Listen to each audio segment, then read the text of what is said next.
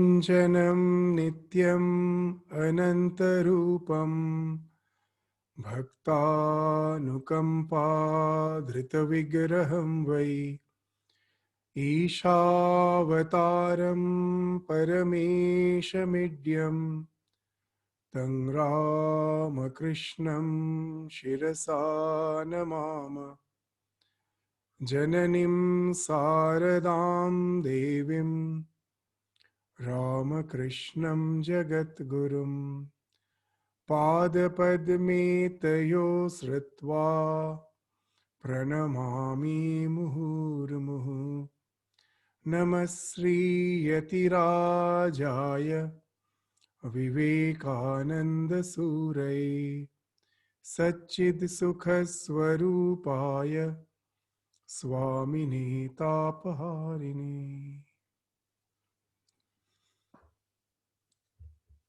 So today, now we will continue with our study of Swami Vivekananda's Karma Yoga. So for the last few classes, we have already started studying the third chapter, The Secret of Work.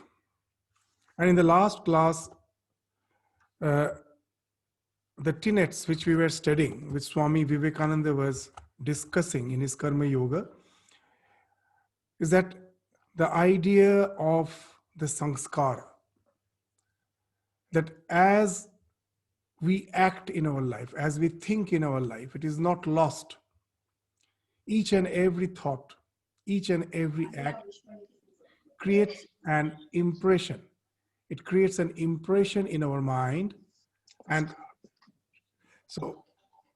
that remains in the subconscious mind to again just come back in the favorable circumstances. It just again is surfaces on the conscious mind. It bubbles up in the conscious mind and it finds expression. And as Swami Vivekananda was discussing, we found that the subconscious mind is more powerful than the conscious mind. That's why in our day-to-day life we find that sometimes, in spite of our good resolutions, in spite of our will to do something in a very noble manner, we find that our inherent tendencies are forcing us to behave in some other way, in some very crude way. So that shows that our conscious mind is very weak, very feeble compared to the subconscious mind. And then the question comes, if that's so, then where is the chance of transforming ourselves? Where is the scope of overhauling our personality? How can we overhaul, transform ourselves? So the clue lies in the discussion itself, that if anything is in the subconscious mind, how it has went there. At some point of time, I must have thought it consciously. I must have done those things consciously. And by repeating it again and again, it has become habitual and it has went deep into my psyche to saturate my subconscious mind. So yes, subconscious mind is very powerful, but the entry to the subconscious is through the conscious mind. So what's the way out? So at present, I may find that there is a repeated failure in my resolutions. I resolve something high, I resolve something noble, and I find that I am not up to it. And I sometimes get dejected. So instead of dejection, the thing which we have to keep in our mind is that the only way for spiritual evolution is 3P. According to Swami Vivekananda, he used to say that 3 P's are necessary for our spiritual evolution. What are those 3 P? Purity, patience, perseverance. Purity is again and again repeatedly trying to keep the mind pure, to keep the mind in good thoughts, in good engaged in good acts, good deeds. That's our endeavor for purity.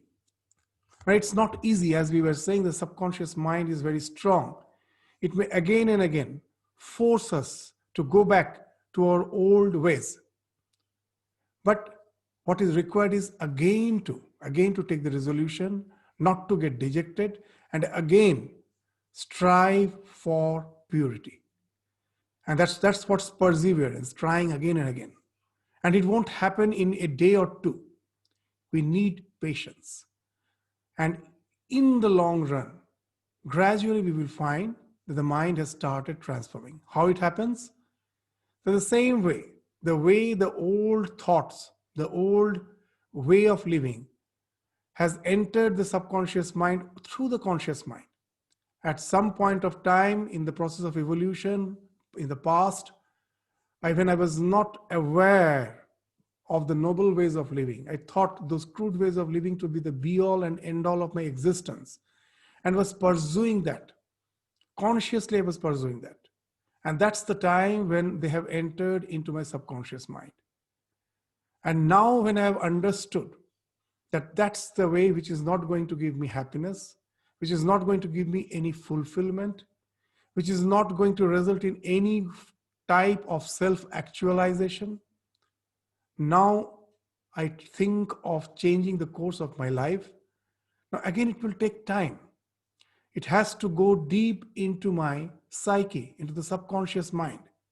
The repeated failures, those apparent repeated failures shouldn't deject us. We should know that each and every attempt is actually helping us by allowing that thought to gradually seep into our psyche. It's a very slow process. That's why Swami Vivekananda used to say that all the spiritual growth is not like the falling of the torrential rain. When the rain falls, the torrential rain is falling, I can see that yes, the rain is falling, the ground is getting drenched. So it is not like that. He used to say that the spiritual growth is like the falling of the dewdrops.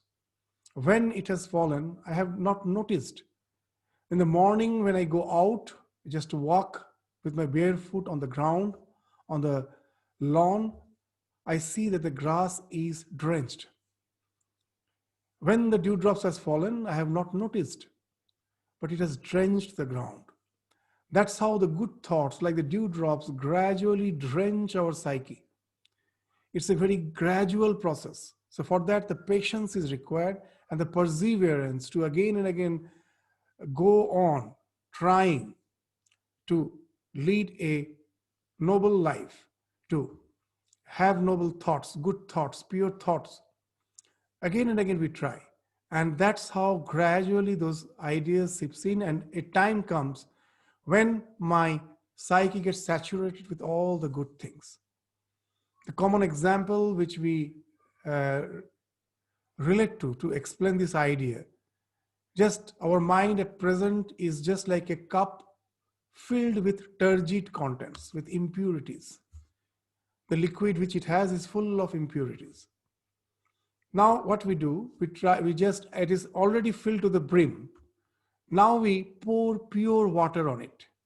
Now as it is filled to the brim, the water which is within, the impure water which is inside the cup will gradually spill off. And you will find that the turgidity is getting diluted. Its concentration is getting reduced because the pure water is seeping in. And a time will come, the entire turgidity will be washed off and the cup will be full of pure water. So when Swami Vivekananda was discussing that it is our inherent tendency that defines our nature, he was actually not pessimistic. He was not fatalistic.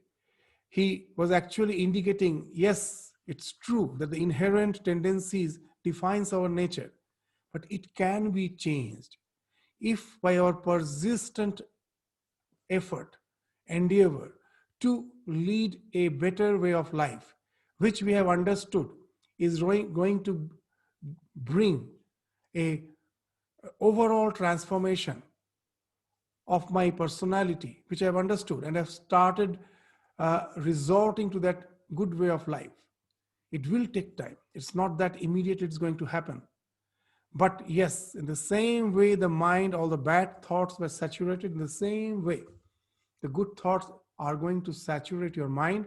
And then a time will come, as Swami Vivekananda was indicating, that in spite of ourselves, that even if we are placed in a good situation, in a very situation which is not favorable, I will find my inherent tendency has now become good. Nothing can lure me, nothing can tempt me to again go back to that old way of living. And that goodness has become something spontaneous. So that's what Swami Vivekananda was discussing in the last class. We were discussing those paragraphs which indicates this neuroplasticity, this wiring of the mind. The mind constantly is wiring up. The way we are trying to change the course of life, accordingly it goes wiring up. And once the wiring is complete, now the tendencies become spontaneous. We don't have to will it. It happens spontaneously. So that's the thing which Swami Vivekananda indicated. And the next thing which we found, that in the formation of character, he was indicating that the delaying of gratification, which in the present psychological language to speak of, is one of the biggest factors in determining the course of our life. It's not our intelligence, it's the faculty of delaying our gratification. He was giving the example of the tortoise. It is actually an example from the Bhagavad Gita, that how is a man of self-control? He's just like a tortoise. When the tortoise sees any danger, immediately it will pull back its limbs inside the shell. Nothing can bring them out. Even if you kill, it won't come out. Similarly, for a man of realization, one who is established in wisdom, for him the reflex just becomes the opposite. When we see all the temptations in life, our senses are drawn out. For him the reflex has changed. As we were indicating, that human beings are the only responsible creatures. There's no other creatures, no other beings, not even the gods, have the capacity, have the sense of responsibility. They just enjoy the results of their actions, the past actions in the human birth. In the birth as a elevated beings, as the god or as some lower creature, they only go on experiencing the results of their actions. They don't have the capacity to change the course of their actions. Only human beings are responsible for the actions they do. As we were saying, the word responsibility can be broken as responsibility. We as the human being have the ability to respond in a particular way, which may prove to be the factor for my growth. Instead of being detrimental, it can prove to be the factor of my growth. So the choice is ours. As a human being, we have the choice, and we can resort to the better choice. And that's the thing which was Swami Vivekananda indicating, that the delaying of the gratification is the thing, as spoken in the modern language, which is required to grow our character. And once you're established, now the will is not required. The will is required at the beginning. We can grow the power of will. It's not something that constantly we have to fight with all the so-called temptations of life. Our will can be so strong that we find that the temptations of life no way affects us. It can be built up just in the same way we built our muscles. How we built our muscles? We go to the gym and we work against the weight. And we think it is the working against the weight. It is working against the weight which is building up my muscle. It's not the fact. Actually, the working against the weight destroys the muscle. It doesn't build the muscle. You will find for the first time when you go to the gym and you are working against the weight and you overdo and you get cramps. Seeing others, you overdo and you get the cramps. Seeing someone else doing for many number of times, you try to imitate. You think that why not I take the challenge? And you find as you have never done, you get cramps. And naturally for the next few days, you have to take rest because of the cramp. You cannot go to the gym for working out. And now after a few days when you go, you find an interesting thing. That now you can work on the weights much more effectively, many more number of times than you used to do previously. Previously, most probably only 10 push-ups you could do. Now you can do, after a few days rest, you can do 20 push-ups or 15 push-ups. What has happened? Now, when you overwork, when you work out beyond your limit, and when the muscles cramps, it means the muscle cells have ruptured. And now the cells are intelligent. When they're growing up, when again they're regrowing, when they're regenerating, when they're reproducing, then they have already got the feedback that if we just grow the exact number of muscle cells that was previously, we cannot take the stress which at present the body is going through. The body is now stressing more. So we have to generate more number of cells. So it is the feedback that actually builds the muscle, not the weight or against which you are working. The feedback, our body has that intelligence to give that feedback. From that, our muscle grows. The willpower also grows in the same way. Sometimes we think that all these temptations are something all which though is degrading for me, but I can do nothing. I cannot fight constantly with them. But the thing is this, but the real thing is the willpower grows in the same way the muscle grows. Just take the example of fasting. On some religious occasion, in all the religions, there is the observation of fasting in one way or other. And so all have experienced, those who have tried to fast. What's the experience? That yes, for the first time when I'm fasting, at my normal hours, when I take my lunch, or when I take the main meal, I feel that hunger pangs are terrible. And I think now I have to spend the entire day or entire night. It is impossible that such terrible pangs are there. But again, if we have patience, if we persevere with our fasting, if we continue with fasting, you all will experience a wonderful thing. After some time, the pangs of hunger will have a peak, but it won't continue. Sometimes we fear that how that we are going to continue with our fasting with these pangs of hunger. But those who have fasted all know the pangs of hunger after some time that will just simply vanish. You will really start feeling fresh. The body starts feeling light. By the time you are supposed to have some rituals or some worship, now you find your body is very light. And that was the purpose of fasting. What has happened?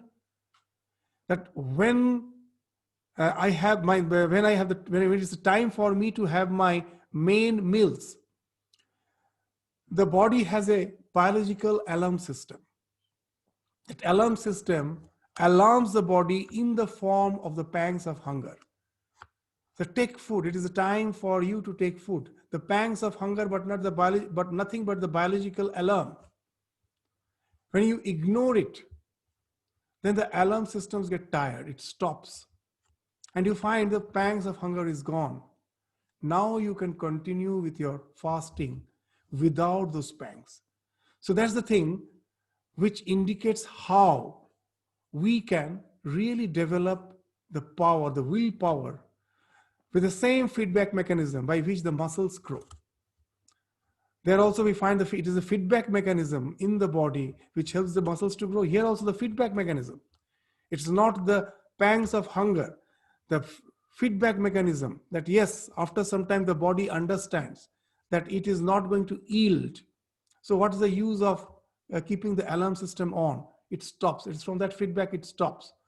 Now you find that you can easily continue with your delaying of the gratification.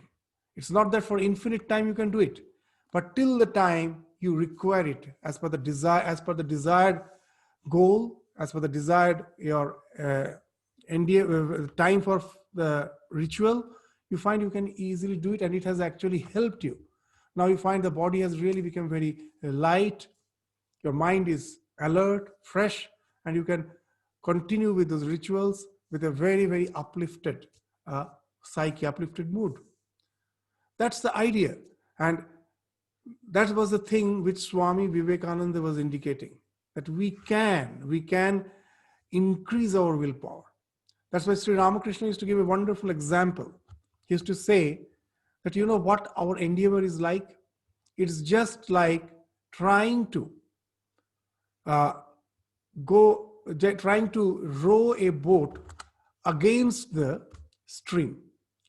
Now, the stream, just imagine a what you say that a from the hill, there's a fall. The fall when the fountain, when the fall, where there's a waterfall, it falls on the plain and then it breaks into, bifurcates into two channels. So what will happen when you are trying to come to the junction of the U of that it is the channel has made it a U structure. So when you're come to the junction, till then you have to row very hard. Once you have came to the junction, now you will get the favorable stream. So now you get the favorable stream. You have to row for some time against the stream, but after some time you get the favorable stream, and now just the flow takes you to your destination. So that's what Sri Ramakrishna is saying, that willpower that way can be developed. And at some point of time, we will find that it has become favorable. I don't have to work against it. It has become so strong. Now it helps me to take me to my destination. So after discussing all those things, now we find that to be good is as if the aim of life. To have good tendencies, to have good thoughts, to have that high, what you say, that um, endeavors in life, so that you can always have very good thoughts, high thoughts, good deeds, as if that is the goal of life. After bringing us to this junction, now Swamiji says a very interesting thing where we entered the class yesterday, that this good is also not the ultimate. The way we don't owe all the evil things of life, the same way we don't owe even the good. The idea which you are speaking, that golden chain is also a chain, iron chain is also a chain, both binds. So our aim is to go beyond good and evil. Then why we were trying to do good? The good was helping us to get rid of the evil things. Once I get rid of the evil, now there is no need of the good. You can throw it off. And he was giving a wonderful example. What that when you are passing through a forest and you accidentally stamp over a thorny bush, and suppose a thorn pierces into your skin. Now what you do, how to get rid of the thorn? From the same bush, you pluck out another thorn. And with this second thorn, you pluck out the thorn which has pierced into your skin. And after that, you throw away both the thorns. None of them are of any use to you. You throw away both of them. So good deeds are like the thorn with which you pluck out the thorn which has already entered you, the bad deeds. And after that, both has to be thrown. You owe none of them. And that entails the spiritual liberation, the spiritual freedom. So that's where Swamiji has brought us. In the last class, we found that that's the idea where he has brought us. Now, naturally, we will try to understand that why we should try to get rid of also the good. So now Swamiji will continue with his discussion to take us to that point, that how good and evil both are bondage. At last, we have to forsake both of them. So let us now resort to the text and continue with our discussion on this topic.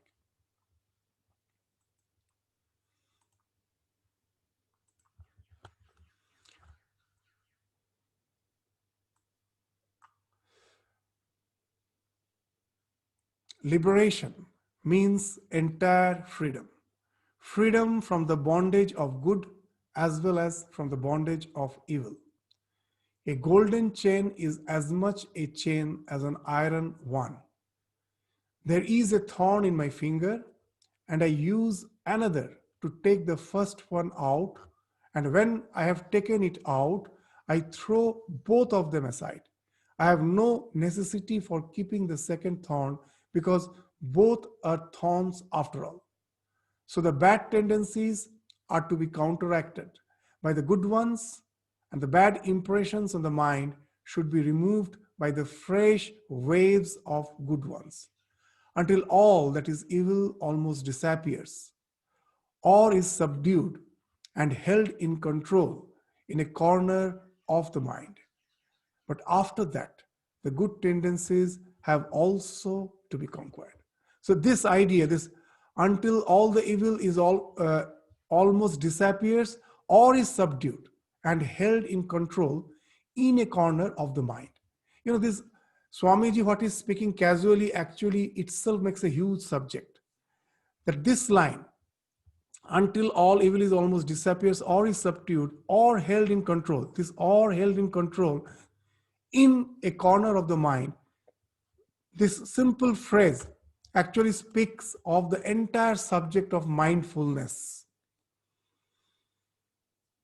That in our day-to-day life, that nowadays we find this mindfulness, the mindful meditation, mindfulness has been accepted even in the academic field, that it is not only therapeutic, it really helps us to deal with the day-to-day challenges of life.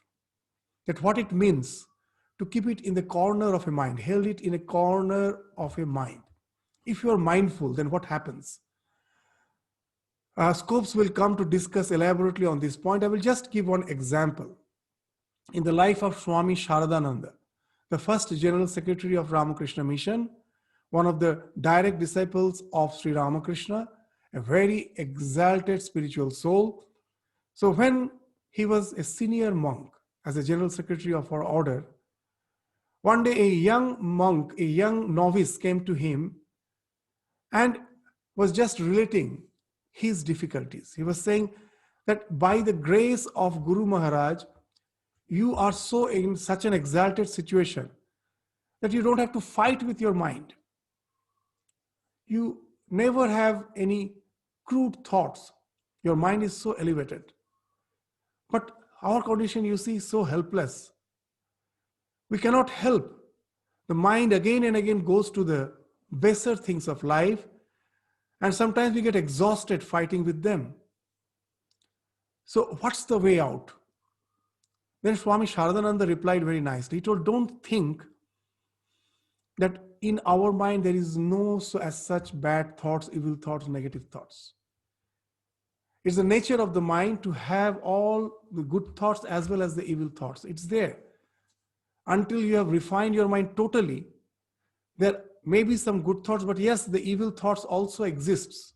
As Sri Ramakrishna used to give a wonderful example, that what's the difference between an ordinary being who has developed some taste for spirituality and the one who is spiritually free, means who has attained liberation. What's the difference? Sri Ramakrishna used to say that the ordinary human being is just like a house fly, and a spiritually liberated soul is like a bee. The bee always sips honey. It never sips any dirty thing. The housefly sometimes sits on all the filth and sometimes also in the honey. So that's our mind, as if like the ordinary housefly. It has something good, something evil. We have to continue till we can totally refine our mind that it always sits on honey. Then what to do till then? That's the thing. That we can at least at the present control our mind by keeping all the thoughts in a corner of the mind. Don't allow them to sprout. And then Swami Sharadananda gave that wonderful example. Don't think that our mind has no negative tendencies. It has. But you know what's the difference between you and me? And he gave a wonderful example. What he was saying is very interesting. He told, suppose you are sitting in your room and you are busy in something. Your mind is totally engaged in something. Maybe you're reading newspaper, or if it's the present day, you are watching the TV. And outside, suddenly a speck of cloud develops in the corner of the sky.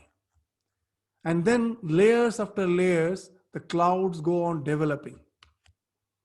And then suddenly the entire sky is dark. And then there's thunderstorm. And then it starts raining heavily. And there's this, along with a very strong wind. And then suddenly you find a splash of this rain water has started entering into your room. It started drenching even you. It started drenching the room. And then you are taken almost by surprise that before I started watching the TV, the weather was so good. How it changed suddenly, I haven't noticed.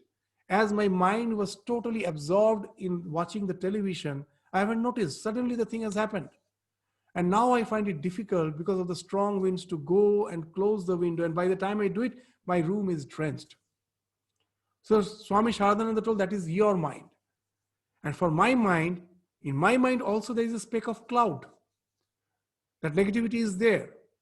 But for me, it's not like you. That I never get lost never get totally absorbed in the things which I am doing. A part of my mind is always awake. In English, there is a wonderful proverb. The sign of purity is vigilance. The price of purity is vigilance. The mind always is vigilant. And he says a wonderful thing, that I see that the cloud is developing. The layers after layers of the clouds are developing. And then there's what you say, that the winds have started blowing. And then I can assume that at any moment it's going to splash, there will be rain. And I am sufficiently prepared to take the actions accordingly. Before it drenches my room, I can manage. I can just close the windows. And that's why what happens, that the same rainfall is there. It has drenched in the same way. But as I was vigilant, at last it couldn't totally take me aback. I have taken sufficient measure to close the windows and avoid the drenching of my room. So that's the example Swami Sharadananda is giving. It's very interesting. In the modern psychology, almost the same. What that rain example is used as an acronym. They say that what's the way of mindfulness? For that they use RAIN acronym. RAIN is used as an acronym, where R means recognize. Don't run away from your emotions. To give another example, we will come to this RAIN acronym. It will be easily understood with the help of an example. Suppose I am angry. Why? That when I was in my office, I had some fight with one of my colleagues. And when I'm back at my home, I'm relaxing. Suddenly I remembered that occasion and I find that terrible anger is growing up in my mind. And now to get rid of that anger, what I do, I just turn on the TV and just try to distract my mind by doing something else. That way we can never take care of the anger. The next day when I'm in the office, I will find that suddenly some words are coming off of my mouth. Once I have told, I cannot really just take them back, but now I repent. I find that I never thought I would be so crude. It actually tarnishes my record. But almost I spoke out those words even though actually consciously I never wanted to do it. It happened. Why it happens? Because the anger was still there. I have never taken care of it.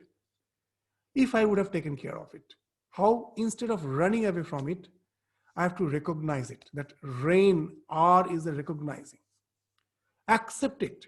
Don't try to run away. So A means after recognizing that, yes, anger is in my mind, now immediately I don't want to get rid of it. I accept it. Instead of running away from the problem, I run into the problem. How? By accepting it, you will find a wonderful thing. Now investigate the nature of the anger. I means investigation. If you investigate the nature of the anger, you will find a wonderful thing. Any emotions, anger or any other emotions, you will find by itself never, it can never sustain itself uh, uh, just without being nourished by the past or by the future. It cannot sustain itself. Any emotion has to be nourished by the past or the future, or both of them. How? When I am angry, or any other emotions you take.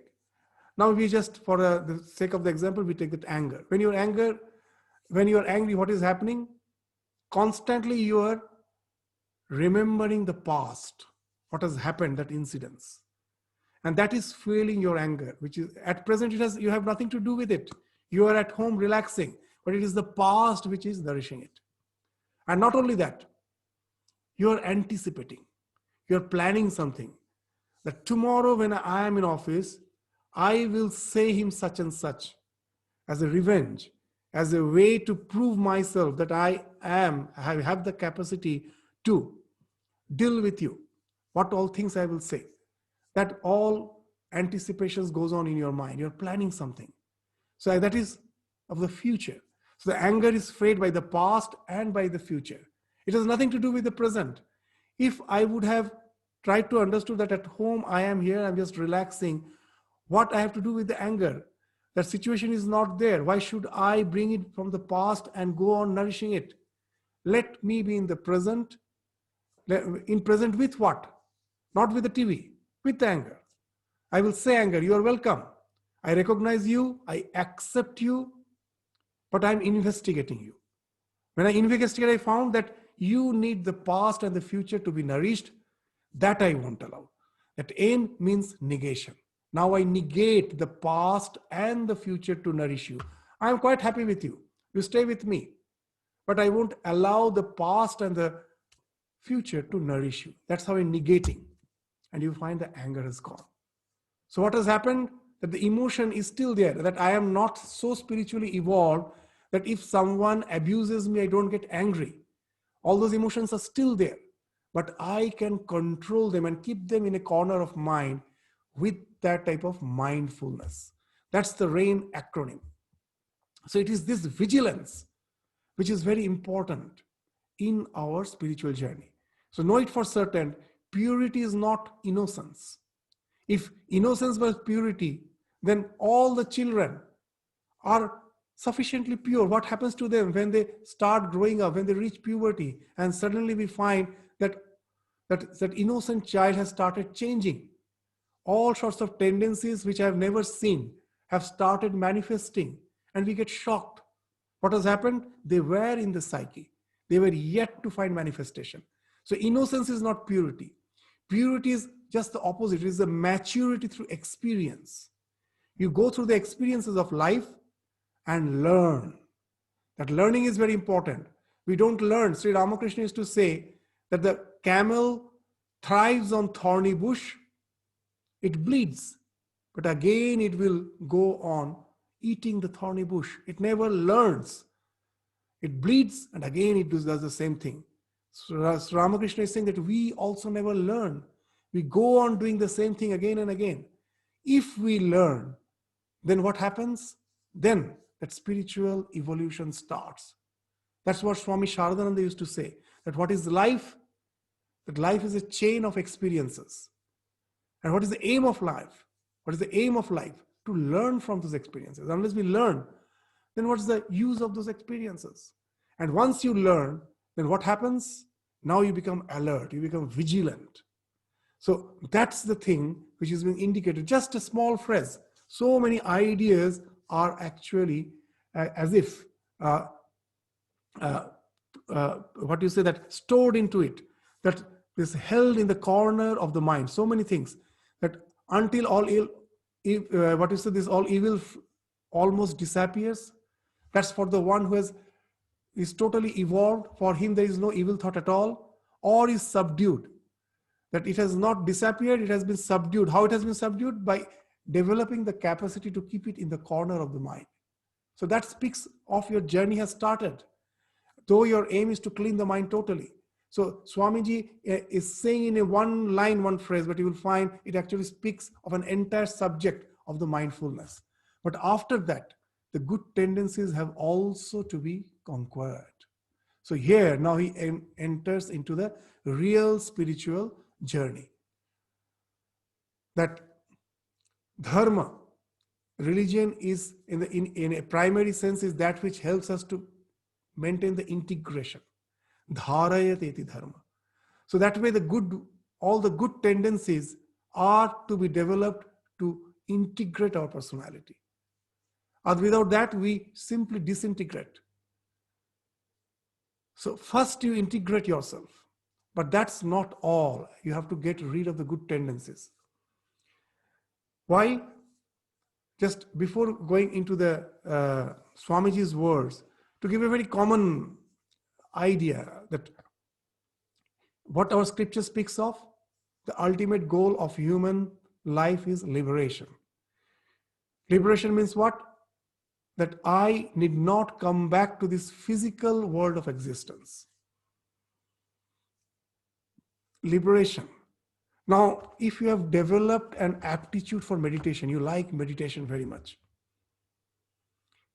Now, again, that though it is good, it's a very good tendency, that the bliss you enjoy of meditation, now you have got stuck to it.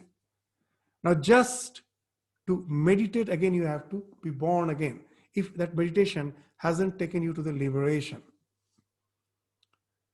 So that's the idea, that I like reading good books, I like doing good things. All these good tendencies will bring me back, though I may have a higher life, though I may be born as the devatas.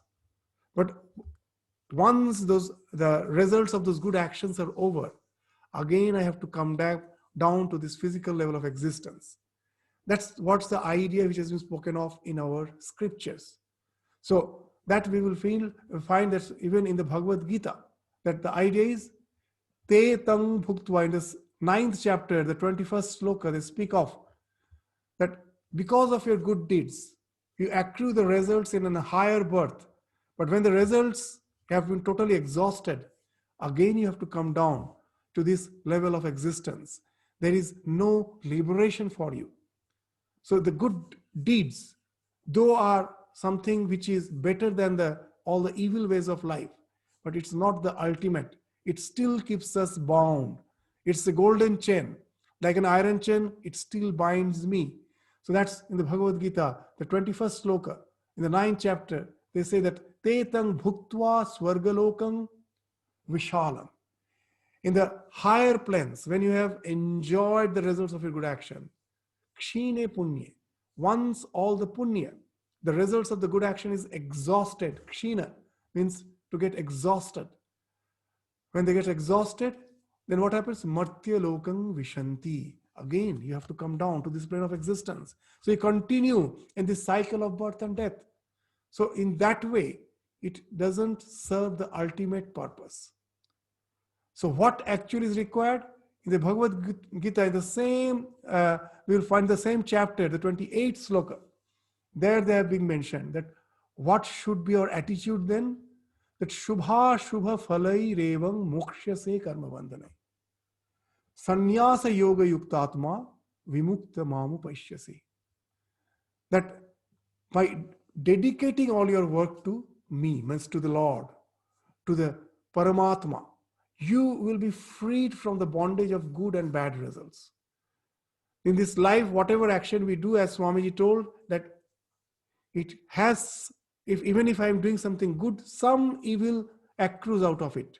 I cannot have a pure good action. And even if I have to accrue the results of it. For the bad, I have to accrue the results of it. And it will go on. So what's the way out? I cannot stop working. So go on working, but without any sense of that expectation for the results.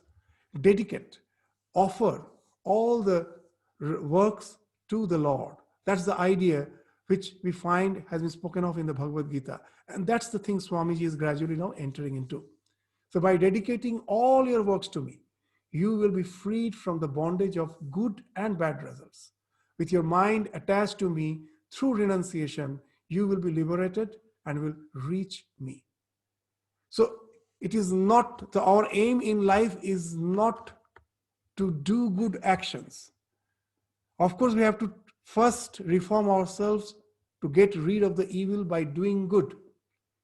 But ultimately, whatever I have to do in a detached manner. That alone can entail liberation. So this detachment is the thing which ultimately speaks of our spiritual evolution. So that's the topic in which Swami Vivekananda is now entering. Thus the attached becomes the unattached. Work, but let not the action or the thought produce a deep impression on the mind. Let the ripples come and go. Let huge actions proceed from the muscles and the brain, but let them not make any deep impression on the soul.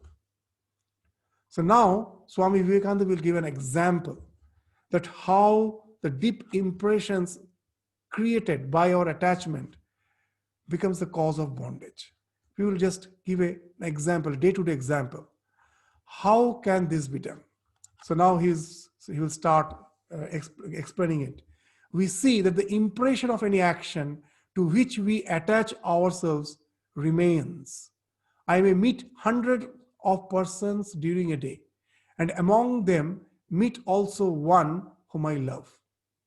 And when I retire at night, I may try to think of all the faces I saw, but only that face comes before the mind, the face which I met perhaps only for 1 minute and which I loved. All the others have vanished. My attachment to this particular person caused a deeper impression on my mind than all the other faces. Physiologically, the impressions have all been the same. Every one of the faces that I saw pictured itself on the retina, and the brain took the pictures in, and yet there was no similarity of effect upon the mind. Most of the faces perhaps were entirely new faces, about which I had never thought before, but that one face, of which I got only a glimpse, found associations inside. Perhaps I had pictured him in my mind for years, knew hundreds of things about him, and this one new vision of him awakened hundreds of sleeping memories in my mind. And this one impression, having been repeated perhaps 100 times more than those of the different faces together, will produce a great effect on the mind. So the thing to which we are attached, that creates the turmoil in our mind. How it happens? You will find even in the modern psychology, the same idea is dealt with the concept of mental modules. It's a very wonderful concept. Even in yoga philosophy, we have that idea of mental modules, though they term it something different. What's the mental module? They say that our mind is not one mind. There are many mental modules. They're all independent. How independent? They have their own stimuli response conditioning, fixed. All our decisions in life, we think we take decisions, we don't take decisions. Now there are so many mental modules. A particular module which gets activated at a particular time takes a decision as per the decision already fixed in it. Giving us a feeling, I have taken the decision. It never happens. There are so many mental modules, not one module. As per the circumstances, a particular module gets activated, and all the responses are based on the response fixed for that particular module. We will find it in our day-to-day life. When you are at home with your children, you are a different person compared to the same man, the same person when he's at office. Again, the same person when he's with his friends. Again, the same person when he is with the subordinates. So in different situations, you will find their mind is different. It's not the same mind.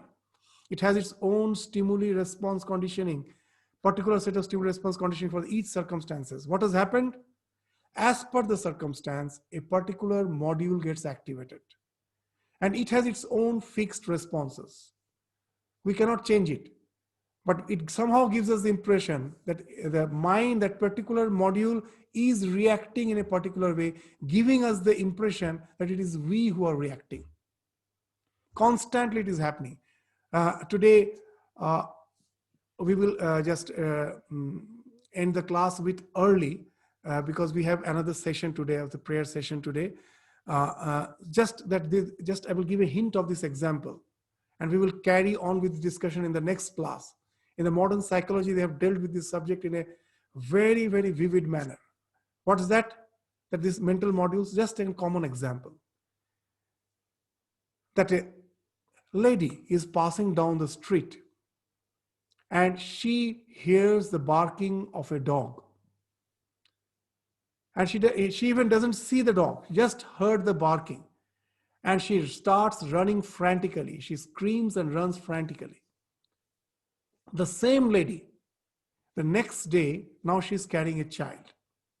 And now what will happen? This is an example Swami Vivekananda is giving. That what to speak of the barking of a dog, even if a lion comes in the front, today you will find the lady is acting totally in a different way. Now she will guard the child and face the lion today. Today she is totally different. She has tremendous courage. She is even ready to give away her life. Why it happens? Sometimes we praise the mother that, oh, so much, she is even ready to sacrifice her life for that of the child. But you will find in nature, what to speak of human, even in animals, it is the same thing. The mother is always ready to save its life, to give away its life to save the life of the child. Why it happens? The same lady who was scared of the barking of the dog. Now, this will give you an idea of the mental modules. When she was alone and she heard the barking of the dog, it is a self-protection module that got activated, which says, run. There's danger, you run. That's the reflex. The next day when she's with the child, it is the child protection module that gets activated. You may say, why? Why not the self-protection module? It's not my decision. The nature has programmed us in that way, that once you have the child, the nature's work with you is finished. Now the nature knows it will be sustained with the next generation, with the small one. It has to be alive so that the nature continues. So the nature has programmed us in such a way. When it comes to the protection of the child, self-protection module won't get activated. It is a child protection module that gets activated. It has nothing to do with our decision. That's why we are saying this. With that, the ego doesn't arise. We know that it is a very good thing to protect the child. But it is that everything will get spoiled when the ego comes to picture. When the mother starts saying the grown-up child that, for you, I was ready to give away my life, and starts expecting. So you will understand now this. So just if you take the picture, it is a wonderful thing. What has happened? When the danger was there, the child was there, it is a child protection module that got activated, and now the mother is ready to even to give away the life. So all the decision happens as per the module. It is not we who are taking the decision. And there are innumerable modules in the mind. Which module will get activated? As per the circumstances, a particular module will get activated. That's one thing. And the modules which we have pampered a lot. They have been nourished, fed by us. They will be again and again trying to be pampered. We will come to that point and try to understand that how non-detachment is the way to get rid of these vagaries of the mind. That the mind cannot disturb us anymore if we practice the detachment in our work, in our meditation. That's the main thing. That will be discussed as we proceed. But just to give an idea of that how the mind works, and we will try to relate that the idea of this modern psychology with the examples Swamiji is giving. We will relate. And for that, we will take this discussion again in the next class. With this, we stop our discussion today. Namaskar, Swamiji. Thank you very much. Namaskar. Namaskar. Namaskar. Thank you, Swamiji. Namaskar. And now we have just for announcement, there is a prayer meeting. We will again just join those who want to join the prayer meeting.